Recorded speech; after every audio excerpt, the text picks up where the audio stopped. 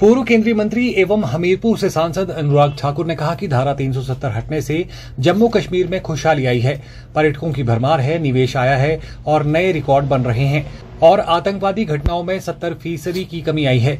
हाल ही में जम्मू कश्मीर में चुनाव प्रचार कर लौटे अनुराग ठाकुर ने बिलासपुर जाते समय कांगड़ा एयरपोर्ट पर पत्रकारों से बातचीत में कहा कि जिन 3 परिवारों ने जम्मू कश्मीर को लूटा है और अपने लिए सुख सुविधाएं जुटाई हैं, वर्तमान में उनके उम्मीदवार हारते हुए दिख रहे हैं। पूर्व केंद्रीय मंत्री एवं हमीरपुर से सांसद अनुराग ठाकुर ने कहा कि संजौली मुद्दे की गहराई तक जाने की जरूरत है ताकि भविष्य में इस तरह के प्रयास आगे न किए जा सकें। ये जो नई परिस्थितियां बनी हैं, इसके कारण क्या है? स्थानीय लोगों में जो रोष है, इसके कई कारण हैं। ऐसी अनेकों घटनाएं हैं पिछले कुछ वर्षों में देखने को मिली है।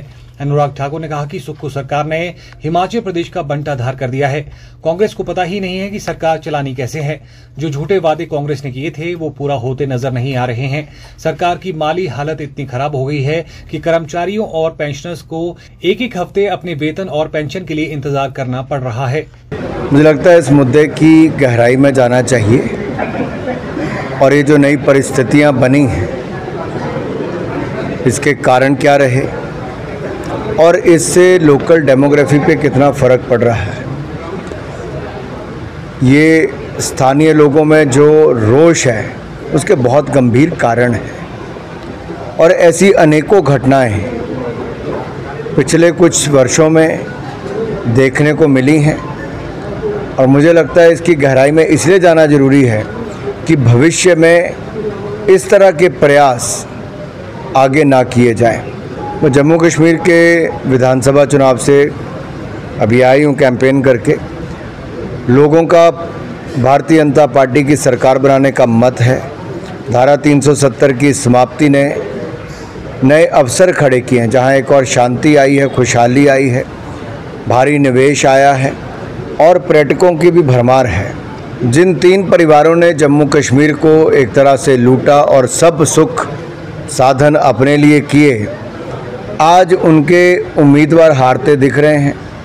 उमर जी पहले कहते थे मैं एक भी विधानसभा नहीं लड़ूंगा, अब 2-2 सीटों से उमर अब्दुल्ला जी लड़ रहे हैं और दोनों पे ही हालत खस्ता है। कभी उनको अफजल गुरु याद आते हैं, कभी कोई और याद आता है। ये साफ दिखता है कि आखिरकार नेशनल कॉन्फ्रेंस और कांग्रेस ये उस दिशा में जा रही जहां पर पथरावबाजी करने वाले, नशे बेचने वाले, अलगाववादी और आतंकवादी सोच वाले लोगों को जेलों से छोड़ने की ये बात कर रहे हैं कि हम पीएस से हटा देंगे और इन सबको जेलों से बाहर निकाल देंगे। इसका मतलब ये जम्मू कश्मीर में नई आफत खड़ी करना चाहते हैं। 1.5 वर्ष में हिमाचल का बंटाधार सुक्खू सरकार ने किया है। कांग्रेस को पता ही नहीं सरकार चलानी कैसे है।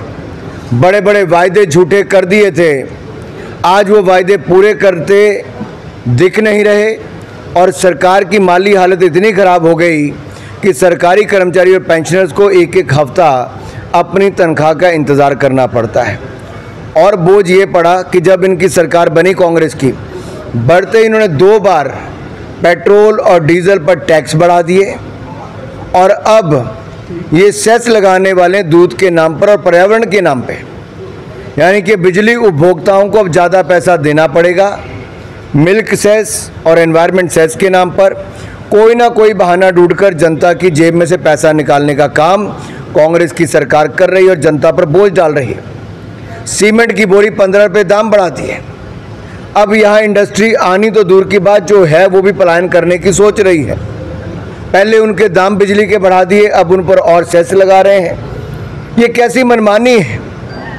अगर राज्य की सरकार नहीं चला सकती कांग्रेस पार्टी, तो इनको छोड़ देना चाहिए।